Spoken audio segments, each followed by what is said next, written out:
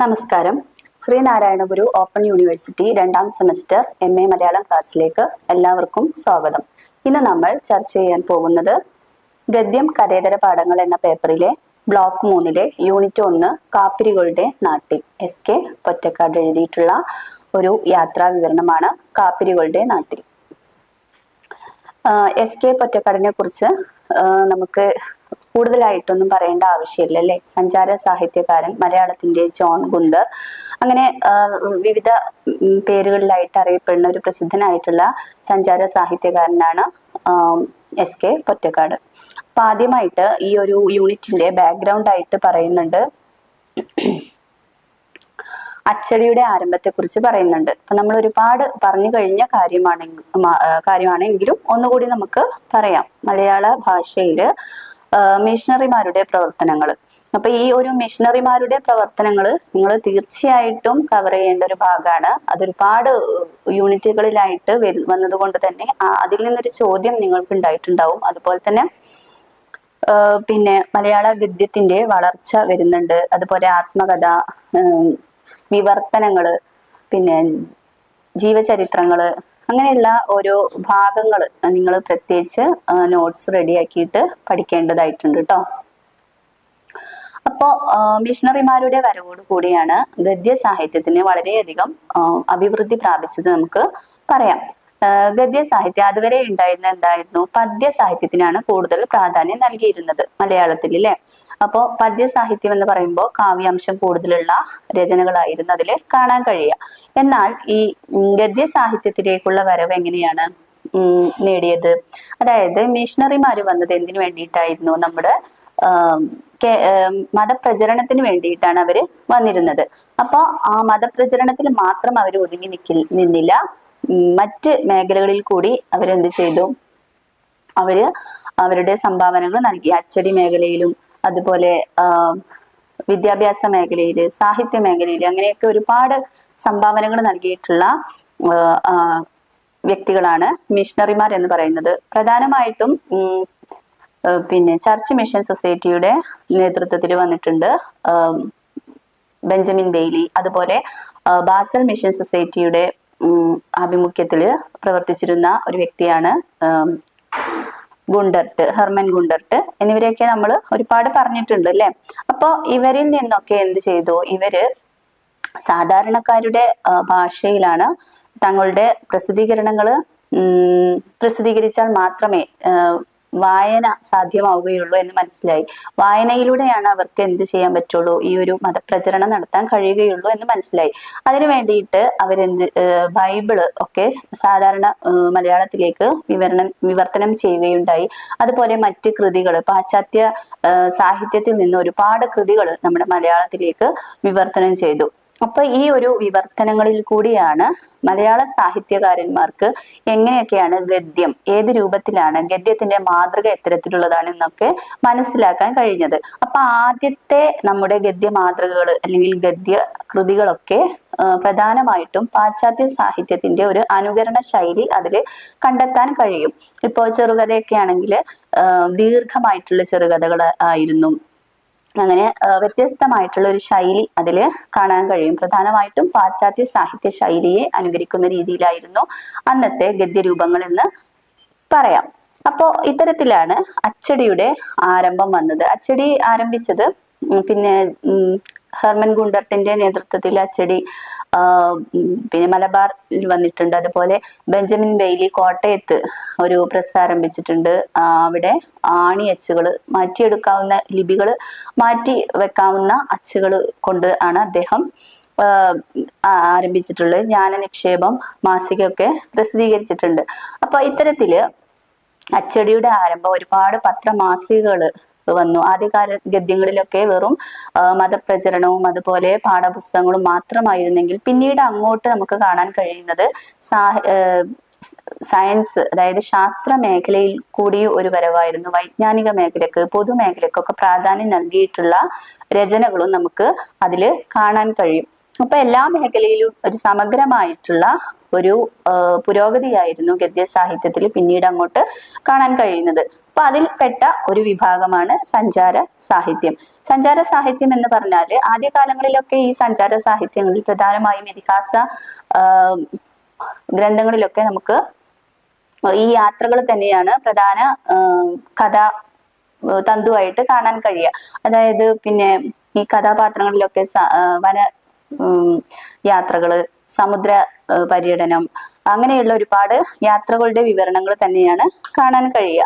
അതുപോലെ മരുഭൂമികളിലേക്ക്, അജ്ഞാതവാസങ്ങളിലേക്ക്, പിന്നെ നദികളുടെ ഉത്ഭവസ്ഥാനങ്ങളിലേക്ക്, അങ്ങനെയൊക്കെ ഒരു മനുഷ്യന്റെ യാത്രകളെ കുറിച്ചുള്ള വിവരണങ്ങളാണ് പ്രധാനമായിട്ടും കാണാൻ കഴിയുക.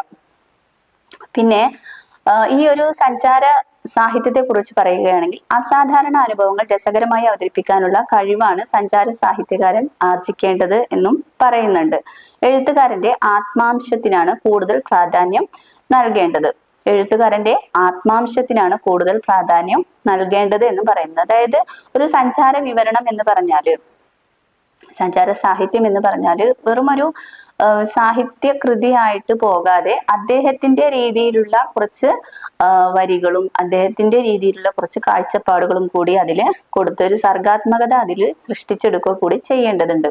പിന്നെ പ്രധാനമായിട്ടും ചെയ്യേണ്ടത് ഒരു സാഹിത്യകാരൻ എന്താണ്, ആ ഒരു സ്ഥലം അല്ലെങ്കിൽ ഒരു രാജ്യത്തെ കുറിച്ച് പൂർണ്ണമായിട്ടും പഠിച്ചിരിക്കണം അല്ലെ. ആ ഒരു സ്ഥലത്തിന്റെ ഭൂമിശാസ്ത്രപരമായ പ്രത്യേകതകള്, സംസ്കാരം, സ്ഥാനം, പിന്നെ അവിടെയുള്ള ജനങ്ങളുടെ ജീവിത രീതികള്, മുഖ്യ തൊഴില്, പിന്നെ വിദ്യാഭ്യാസ നിലവാരം, സാമൂഹിക നിലവാരം, അല്ലെങ്കിൽ പ്രത്യേകിച്ച് എന്തെങ്കിലും ചരിത്രപരമായിട്ടുള്ള സ്ഥാനമുണ്ടോ, അങ്ങനെയൊക്കെ എല്ലാ രീതിയിലുള്ള ഒരു പഠനം ആ രാജ്യത്തെ കുറിച്ച് അല്ലെങ്കിൽ ആ സ്ഥലത്തെ കുറിച്ച് തീർച്ചയായും നടത്തിയിരിക്കണം.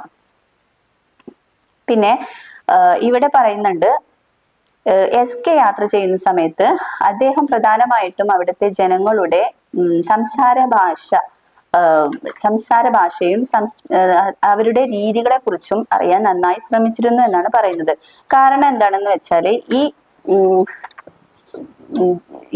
രാജ്യത്തിന്റെ പിന്നെ ആത്മാവ് കുടികൊള്ളുന്നത് സാധാരണ ജനങ്ങളിലും അവരുടെ സംസ്കാരത്തിലുമാണ് എന്ന് പറയുന്നുണ്ട്. അതായത് സാധാരണ ജനങ്ങളുമായി സംവദിക്കാൻ അദ്ദേഹം സമയം കണ്ടെത്തിയിരുന്നു. കാരണം എന്താണ്, ജനങ്ങളുടെ ജീവിതവുമായി രാജ്യത്തിന്റെ ആത്മാവ് എന്ന് പറയുന്നത് സാധാരണ ജനങ്ങളുടെ ജീവിതവുമായി ഇഴകി നിൽക്കുന്നു എന്നും പറയുന്നുണ്ട്.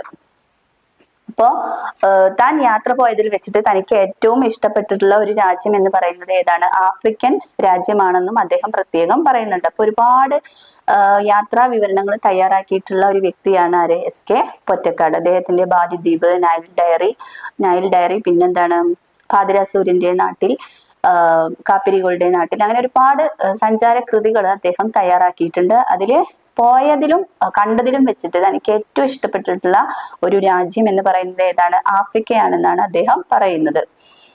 അതിന് കാരണവും അദ്ദേഹം പറയുന്നുണ്ട്. എന്താണ്, പച്ച മനുഷ്യരാണ് അവിടെയുള്ള ജനങ്ങൾ എന്നാണ് പറയുന്നത്. എന്തുകൊണ്ടാണ് അങ്ങനെ പറയുന്നത്, അവിടെയുള്ള മനുഷ്യരെന്താണ്, സാംസ്കാരികമായിട്ട്, അതായത് പ്രാകൃതമായിട്ട് അവര് എന്താണ്, തങ്ങളുടെ മുഖം മൂടി ഇല്ലാതെ പെരുമാറുന്നവരാണ്. അവരുടെ സ്വഭാവം ഉള്ളിലും പുറമേയും ഒന്ന് തന്നെയാണെന്ന് പ്രകടമാക്കുന്ന രീതിയിലാണ് എന്നും പറയുന്നുണ്ട്. പിന്നെ സക്കറിയ എസ് കെ പൊറ്റക്കാടിനെ കുറിച്ച് എന്താണ് പറയുന്നത് നോക്കാം. സഞ്ചാരത്തെ കലയായി സ്വീകരിച്ച ആദ്യത്തെ ഇന്ത്യൻ എഴുത്തുകാരനാണ് എസ് കെ പൊറ്റക്കാട് എന്ന് പറയുന്നുണ്ട്. എന്താ പറയുന്നത്, സഞ്ചാരത്തെ കലയായി സ്വീകരിച്ച ആദ്യത്തെ എഴുത്തുകാരനാണ് എസ് കെ പൊറ്റക്കാട് എന്ന് സക്കറിയ അഭിപ്രായപ്പെടുന്നുണ്ട്.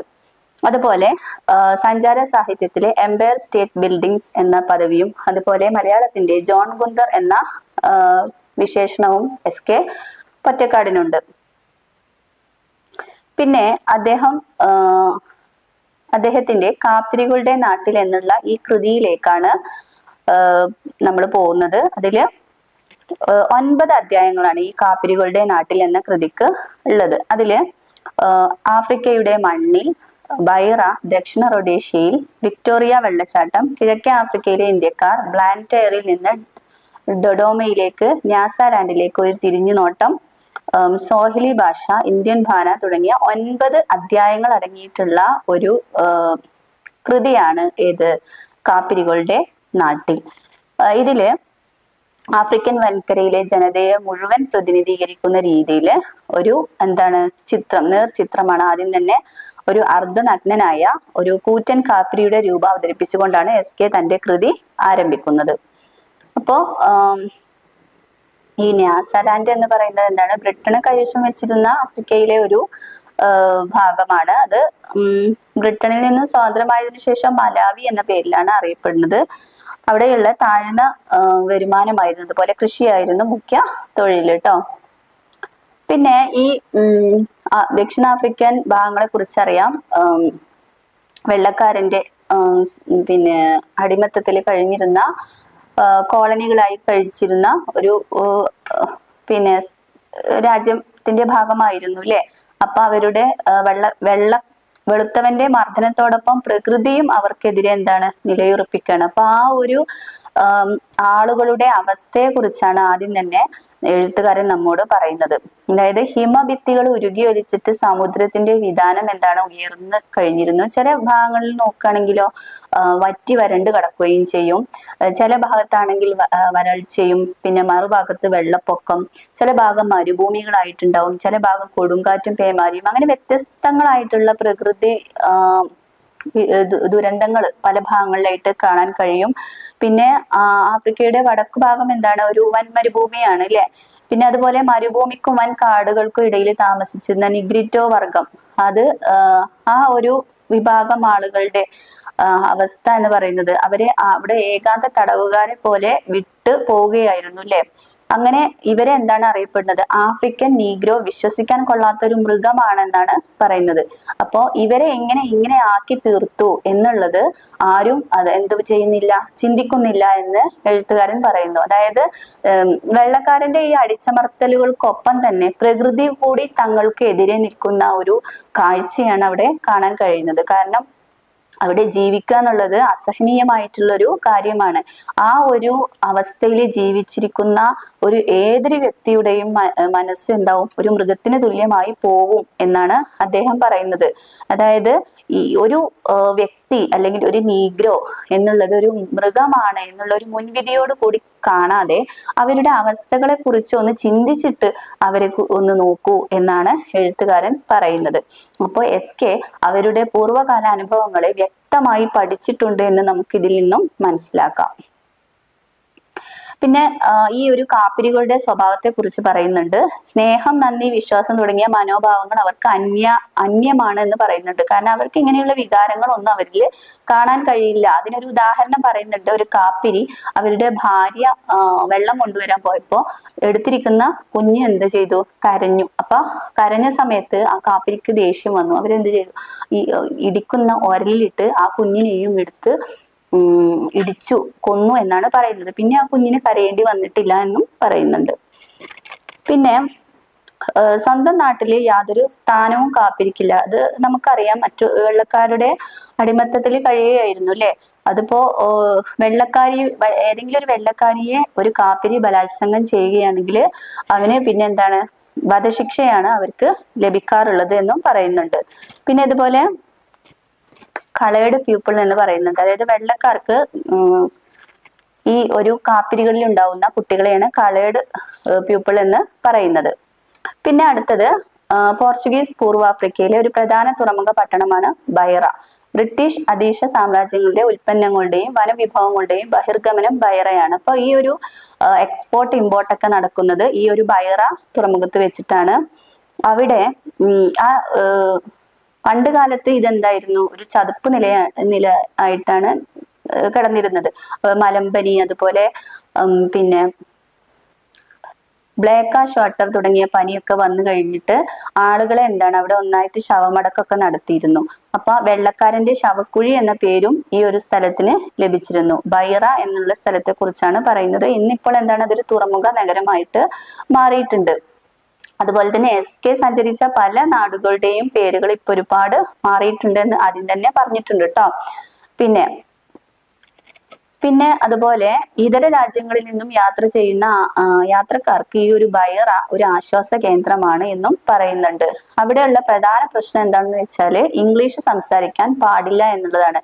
അതായത് ഈ ഒരു പോർച്ചുഗീസ് അധിനിവേശം വന്നതിനു ശേഷമാണ് തങ്ങളുടെ ഈ ഒരു അവസ്ഥ മാറിയത് എന്നതുകൊണ്ട് തന്നെ അവരെന്ത് ചെയ്തിരുന്നു, ഇംഗ്ലീഷ് ഭാഷയെ വളരെ പുച്ഛത്തോടെയും അവജ്ഞയോടെയും വെറുപ്പോടെയും ആണ് അവർ കണ്ടിരുന്നത്. ഇപ്പൊ വാസ്കോഡ ഗാമ വന്നതിന് ശേഷം എന്താണ്, ആ ഒരു ഇംഗ്ലീഷ് ഭാഷയെ ആ ഒരു വെറുപ്പ് അവർക്ക് ഉണ്ടായിരിക്കുകയായിരുന്നു. പിന്നെ അതുപോലെ ആ ബൈറ എന്ന പട്ടണം വളരെ സുന്ദരമാണ്, മനോഹരമാണ് കാണാനെങ്കിലും അവിടെ എന്തുണ്ട്, ശുദ്ധജല ക്ഷാമം നന്നായ രീതിയിലുണ്ട് എന്നും പറയുന്നുണ്ട്.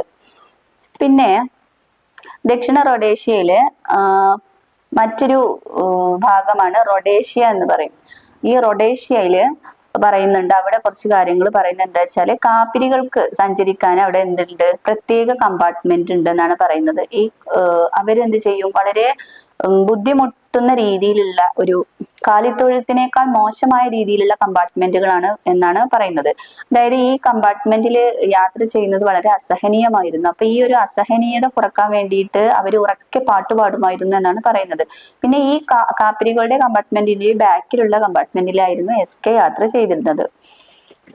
പിന്നെ അവിടെയുള്ള കുറെ സിനിമാശാലകളിലും റെസ്റ്റോറന്റുകളിലും ഒന്നും ഇന്ത്യക്കാർക്ക് പ്രവേശനമില്ല. അവർക്ക് പട്ടണത്തിന്റെ വൃത്തികെട്ട മൂലയിലാണ് ഇന്ത്യക്കാർക്ക് പിന്നെ പാർപ്പിടങ്ങൾ അനുവദിച്ച് കൊടുത്തിരുന്നത് എന്നും പറയുന്നുണ്ട്. അപ്പൊ റൊഡേഷ്യ എന്നുള്ള ഒരു ഭാഗത്തെ കുറിച്ചാണ്, ആ ഒരു നാടിനെ കുറിച്ചാണ് ഇത് പറയുന്നത്. ആ നാട്ടിലുള്ള അവസ്ഥകളെ കുറിച്ചാണ് പറയുന്നത്. പിന്നെ റൊഡേഷ്യയിലെ ആദിവാസികളെ കുറിച്ച് പറയുന്നുണ്ട്. ബുഷ്മൻ എന്നറിയപ്പെടുന്ന ആദിവാസികളാണ് അവിടെ ഉണ്ടായിരുന്നത്. പിന്നെ അതുപോലെ അവിടെ ധാരാളം സ്വർണ്ണ ഖനികൾ ഉണ്ട്. പിന്നെ ഈ റൊഡേഷ്യയിലെ ഒരു പ്രധാന നഗരമാണ് ബുലുവോയോവാണ്. അവിടെ മട്ടാബലെ ഭാഷയിലെ ഈ പദത്തിനർത്ഥം കൊലക്കളം എന്നാണ്. അപ്പോ ഈ ബുലുവോ എന്ന് പറയുന്ന ഈ ഒരു സ്ഥലത്തിന്റെ അർത്ഥം വരുന്നത് എന്താണ്, കൊലക്കളം എന്നാണ് കേട്ടോ. യുദ്ധത്തിൽ പിടിച്ച ശത്രുക്കളെ കൂട്ടക്കൊല ചെയ്ത സ്ഥലമായിരുന്നു ഇത്. അപ്പോ ഈ ഒരു ദക്ഷിണ റൊഡേഷ്യയിലെ ഒരു പ്രസിദ്ധമായിട്ടുള്ള സ്ഥലമായിട്ടുള്ള ബുലുവോയിലെ കാര്യങ്ങളാണ് പറയുന്നത്. അവിടെ എന്താണ്, അവിടെ ഈ ശത്രുക്കളെ യുദ്ധത്തിൽ കീഴടക്കി കഴിഞ്ഞ് അവരെ ഒന്നായിട്ട് കൊണ്ടുവന്നിട്ട് കൊല ചെയ്തിരുന്നു. പിന്നെ ഈ കാപ്പിരികള് യൂറോപ്യൻ രീതിയിൽ വസ്ത്രധാരണം ചെയ്തിരുന്നു എന്ന് പറയുന്നുണ്ട്.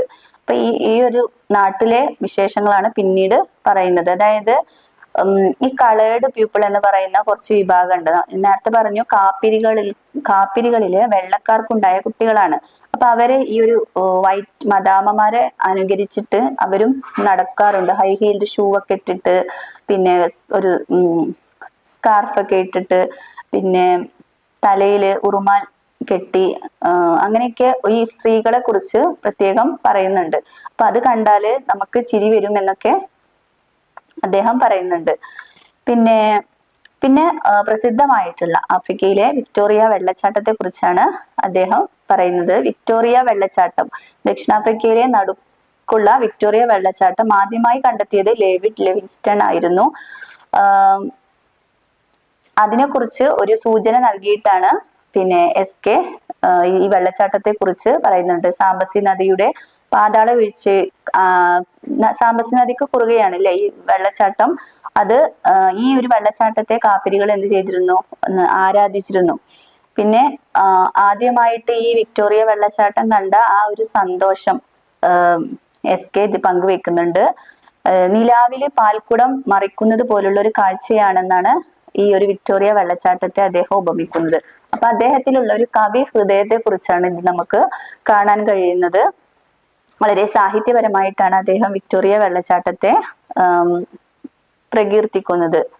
പിന്നെ അവര് ഈ ഒരു വിക്ടോറിയ വെള്ളച്ചാട്ടത്തെ അവിടെയുള്ള ആളുകൾ പറയാറുള്ളത് എന്താണെന്ന് വെച്ചാല് ഒച്ചപ്പെടുത്തുന്ന പുക എന്നും വെള്ളം തിളച്ചുമറിയുന്ന തടാകം എന്നൊക്കെയാണ്. കാരണം ആ ഒരു വെള്ളച്ചാട്ടത്തിന്റെ നേരിട്ട് കണ്ടവരുണ്ടാവാം, പക്ഷെ ഈ വീഡിയോയിലൊക്കെ കണ്ടിട്ടുണ്ടാവും. നല്ല രീതിയിലുള്ളൊരു അത്ഭുതം തന്നെയാണ് അല്ലെ ഈ വിക്ടോറിയ വെള്ളച്ചാട്ടം എന്ന് പറയുന്നത്. അപ്പൊ അവര് ഇതിനെ പറഞ്ഞിരുന്നത്, അവരെ ആരാധിക്കുക കൂടി ചെയ്തിരുന്ന ഈ ഒരു വെള്ളച്ചാട്ടത്തെ ഒച്ചപ്പെടുത്തുന്ന പുക എന്നും വെള്ളം തിളച്ചുമറിയുന്ന തടാകം എന്നും വിശേഷിപ്പിച്ചിരുന്നു. പിന്നെ ആ ഒരു വെള്ളച്ചാട്ടത്തിന് കുറുകെ നിർമ്മിച്ചിരിക്കുന്ന പാലത്തില് ഉരുക്ക് പലകകളും ദണ്ടുകളൊക്കെ നിർമ്മിച്ചിരിക്കുന്നത് നമ്മുടെ ഇന്ത്യയിൽ നിന്നുള്ള അയൺ ആൻഡ് സ്റ്റീൽ കമ്പനിയിൽ നിന്നാണ് നിർമ്മിച്ചിരിക്കുന്നത് എന്ന് പറയുന്നുണ്ട്. പിന്നെ അതുപോലെ കാട്ടുമരങ്ങളെ അവര് ആരാധിച്ചിരുന്നു. അതുപോലെ തന്നെ അതുകൊണ്ട് തന്നെ എന്തില്ല, മരങ്ങളെ വെട്ടുന്നതിനോടും വളരെയധികം വിരോധമുള്ള ആളുകളായിരുന്നു. അടുത്തതായി കിഴക്കേ ആഫ്രിക്കയിലെ ഇന്ത്യക്കാർ. അതായത് ഈ ഇന്ത്യക്കാരെ ലോകത്തിന്റെ ഏത് കോണിലും പോയി കഴിഞ്ഞാൽ നമുക്ക് കാണാൻ കഴിയുന്നതാണല്ലേ. അതുപോലെ ആഫ്രിക്കയിലുണ്ട് ഇന്ത്യക്കാർ എന്ന് പറയുമ്പോൾ കൂടുതലായിട്ട് അവിടെ 75% എന്നൊക്കെ പറയാം, അതിൽ ഉള്ളത് ഗുജറാത്തികളാണ്. അവരെന്താണ്, അവര് നല്ല രീതിയിൽ തന്നെ അവിടെ പിന്നെ വ്യാപാരം നടത്തുകയും അവരിൽ നിന്നും കാപ്പിരികളെ നല്ല രീതിയിൽ ചൂഷണം ചെയ്യാനൊക്കെ പിടിച്ചു പറിക്കാനൊക്കെ അതിവിദഗ്ധത ഉള്ള ആളുകളാണ് ഈ ഒരു ഗുജറാത്തികൾ. അപ്പോ ആ ഗുജറാത്തികളിലൂടെയാണ് അവര് നമ്മുടെ ഇന്ത്യക്കാരെ വിലയിരുത്തുന്നത് എന്നുകൂടി നമ്മൾ ചിന്തിക്കേണ്ടിയിരിക്കുന്നു. പിന്നെ പ്രധാനമായിട്ട് അവിടെ വിപണിയിൽ കറുപ്പ് തുണി, ഇന്ത്യയിൽ ഉണ്ടാക്കിയ കറുപ്പ് തുണി, അതുപോലെ ലണ്ടനിൽ നിന്നുള്ള പുള്ളിത്തുണികള്, പ്ലാസ്റ്റിക് വസ്തുക്കള്, അതൊക്കെ അവര് ശേഖരിച്ചു വെച്ചിട്ട് ഈ ഒരു ഡൂക്ക, ഗുജറാത്തിയുടെ ഡൂക്ക എന്ന് പറയുന്ന സ്ഥലത്ത് ഏത് ഗ്രാമത്തിൽ ചെന്നാലും ഇത്തരത്തിലുള്ള ഈ ഒരു വ്യാപാരം കാണാൻ കഴിയും. പിന്നെ നെഹ്റു പറഞ്ഞ വാക്കുകൾ ഓർമ്മിക്കുന്നുണ്ട് അദ്ദേഹം. ഇന്ത്യയിൽ വെച്ച് നടന്ന സമ്മേളനത്തിൽ നെഹ്റു എന്താണ് പറഞ്ഞത്? തങ്ങൾ ആഫ്രിക്കക്കാരുടെ അതിഥികളാണെന്നും സമത്വവും സ്വാതന്ത്ര്യവും കൊണ്ട് കെട്ടിപ്പടുത്ത ഒരേ ലോകമാണ് നമുക്ക് വേണ്ടതെന്നും അദ്ദേഹം ഓർമ്മിപ്പിച്ചു. അപ്പൊ നെഹ്റുവിന്റെ വാക്കുകളും അദ്ദേഹം ഈ ഒരു കൃതിയിൽ ഓർത്ത് പറയുന്നുണ്ട്. പിന്നെ അടുത്തതായിട്ട് പറയുന്നത് ബ്ലാൻഡയറിൽ നിന്ന് ഡോഡോമയിലേക്ക് എന്ന് പറയുന്ന ഈ ഒരു ഭാഗത്ത് പ്രധാനമായിട്ടും അവര് ആശയവിനിമയം നടത്തിയിരുന്ന രീതിയെ കുറിച്ചാണ് പറയുന്നത്. ബ്ലാൻഡയറിൽ നിന്നുള്ള ഒരു യാത്രയിൽ അദ്ദേഹം ഒരു രസകരമായ കാഴ്ച കണ്ടു. അതെന്താണെന്ന് വെച്ചാൽ മരങ്ങളിൽ നിന്നും മരങ്ങളിലേക്ക് കമ്പി വഴിയായിട്ട്, കമ്പിയില്ല കമ്പി സന്ദേശം എന്നാണ് അദ്ദേഹം വിശേഷിപ്പിച്ചിട്ടുള്ളത്. അതായത് ഒരു ഉരുണ്ട മരത്തടിയുടെ 2 ഭാഗങ്ങളിലായിട്ട് ഉൾവശം മരം കൊണ്ടോ തടി കൊണ്ടോ തോല് കൊണ്ടോ പൊതിഞ്ഞൊരു വലിയ ചെണ്ട ഘടിപ്പിച്ചിരിക്കും. എന്നിട്ട് ഈ ഒരു ഇതിലൂടെ അയക്കുന്ന ഈ ചെണ്ട വഴി രാത്രിയിലാണ് ഈ സഞ്ചാരങ്ങൾ പാസ് ചെയ്യുക. എന്നിട്ട് അടുത്ത ഗ്രാമത്തില് എന്ത് ചെയ്യും, ഇതേപോലെ ഈ ഒരു മരത്തിലേക്ക് ഈ ഒരു സന്ദേശം പാസ് ചെയ്യും. അങ്ങനെ 200-300 മൈലുകളോളം ഈ ഒരു സന്ദേശം കൈമാറാൻ സാധിച്ചിരുന്നു എന്നാണ് പറയുന്നത്. ഈ രാത്രിയായാൽ പ്രധാനമായിട്ടും കാണാൻ കഴിയുക സിംഹഗർജനവും കേൾക്കാൻ കഴിയുക സിംഹഗർജനവും കമ്പിയില്ല കമ്പി സന്ദേശവുമാണെന്ന് പറയുന്നുണ്ട്. പ്രധാനമായും മരണ വാർത്തകളോ അല്ലെങ്കിൽ വെള്ളക്കാരൻ വരുന്നുണ്ട് എന്നുള്ള ഒരു വാർത്തയോ പിന്നെ ഉത്സവ വിളംബരമോ അങ്ങനെയൊക്കെ എന്തെങ്കിലുമൊക്കെ ആയിരിക്കും ഈ ഒരു സന്ദേശത്തിലൂടെ പാസ് ചെയ്യുക. പിന്നെ അടുത്തതായിട്ട് പറയുന്നുണ്ട് ന്യാസാലാൻഡിലേക്ക് ഒരു തിരിഞ്ഞു നോട്ടം എന്ന് പറയുന്നുണ്ട്. അപ്പൊ ഈ ന്യാസാലാൻഡ് നമ്മൾ പറഞ്ഞു കഴിഞ്ഞില്ലേ, ബ്രിട്ടൻ അധിനിവേശപ്പെടുത്തിയിരുന്ന ഒരു നാടാണ് അല്ലെ. അത് പിന്നെ ബ്രിട്ടനിൽ നിന്ന് സ്വതന്ത്രമാവുകയും പിന്നെ മലാവി എന്ന പേരിൽ അറിയപ്പെടുകയും ചെയ്തിട്ടുള്ള ഒരു ദക്ഷിണാഫ്രിക്കയിലെ ഒരു നാടാണെന്ന് പറഞ്ഞു. അവിടെ ആഫ്രിക്കയിലെ പ്രധാനമായിട്ടും ഉപയോഗിക്കുന്ന ഒരു ഭാഷയെ കുറിച്ചാണ് പിന്നെ പറയുന്നത്. സ്വാഹിലി ഭാഷയാണ്. സ്വാഹിലി ഭാഷ എന്ന് പറയുന്നത് ഗവൺമെന്റ് അംഗീകരിച്ചൊരു നാട്ടുഭാഷ കൂടിയാണ് ഈ സ്വാഹിലി ഭാഷ. പിന്നെ അറബി പദങ്ങളോടൊപ്പം നിരവധി ഹിന്ദുസ്ഥാനി പദങ്ങളും ഇംഗ്ലീഷ് പദങ്ങളും അതിൽ കടന്നുകൂടിയിട്ടുണ്ട്. ഈ സ്വാഹിലി ഭാഷ എന്ന് പറയുന്നത് ദക്ഷിണാഫ്രിക്കയിലെ ഒരു പ്രധാന നാട്ടുഭാഷയാണ്. ഗവൺമെന്റ് അംഗീകരിച്ചിട്ടുള്ള ഒരു ഭാഷയാണ്. ഇതിൽ എന്തുണ്ട്, ഹിന്ദുസ്ഥാനി പദങ്ങളുണ്ട്, ഇംഗ്ലീഷ് പദങ്ങളുണ്ട്, അറബി പദങ്ങളുണ്ട്. ഇതൊക്കെ കാണാൻ കഴിയുന്ന ഒരു ഭാഷയാണ് സ്വാഹിലി ഭാഷ. പിന്നെ കാപ്പിരികൾ നല്ല നർമ്മബോധമുള്ളവരാണെന്ന് പറയുന്നുണ്ട്. അവര് നന്നായി ചിരിക്കാനുള്ള സന്ദർഭങ്ങളും ഉണ്ടാക്കിയിരുന്നു. അവർ കരഞ്ഞിരിക്കുന്നതായിട്ട് കാണാൻ സാധിക്കുകയേ ഇല്ല എന്ന് SK പറയുന്നുണ്ട്. പിന്നെ ഇന്ത്യൻ ബാല എന്ന് പറയുന്ന ആ ഒരു ഭാഗത്ത് പറയുന്നുണ്ട്, ആഫ്രിക്കയിലെ ഗവൺമെന്റ് സർവീസിൽ ഇന്ത്യക്കാരെ കാണുകയാണെങ്കിൽ അവര് ക്ലർക്ക് എന്നുള്ള ആ ഒരു തസ്തികയിലായിരിക്കും കൂടുതലായിട്ട് കാണാൻ കഴിയുക. പിന്നെ ഒരു ഇന്ത്യക്കാരന് ആഫ്രിക്കയിലെ ഒരു ജോലി ലഭിച്ച നല്ല രീതിയിൽ തന്നെ സാമ്പത്തികമായിട്ട് മുന്നോട്ട് ജീവിതം കൊണ്ടുപോവാം എന്ന് പറയുന്നുണ്ട്. പിന്നെ ഗുജറാത്തികൾ കൂടുതലായിട്ട് പണം സമ്പാദിക്കുക എന്നുള്ളതിൽ മാത്രമാണ് ശ്രദ്ധിച്ചിരുന്നത് എന്ന് പറയുന്നുണ്ട്. പിന്നെ അതുപോലെ മദിരാശികളെ അയിത്തം ബാധിച്ചവരെ പോലെ മാറ്റി നിർത്താനും അവര് ശ്രമിച്ചിരുന്നു എന്നും പറയുന്നുണ്ട്. അപ്പോ ഈ ഒരു യൂണിറ്റിൽ പറയുന്നത് കാപ്പിരികളുടെ നാട്ടിൽ എന്ന SK പൊറ്റക്കാടിന്റെ ഒരു സഞ്ചാര സാഹിത്യ കൃതിയിൽ പറഞ്ഞിട്ടുള്ള പ്രധാന കാര്യങ്ങളെ കുറിച്ചുള്ള ഒരു എത്തിനോട്ടമാണ് ഇതിലൂടെ നടന്നത്. അപ്പൊ ഈ ഒരു പാഠഭാഗം നിങ്ങൾക്ക് മനസ്സിലായിട്ടുണ്ടാവും എന്ന് വിചാരിക്കുന്നു. അടുത്ത ക്ലാസ്സിൽ കാണാം. Thank you.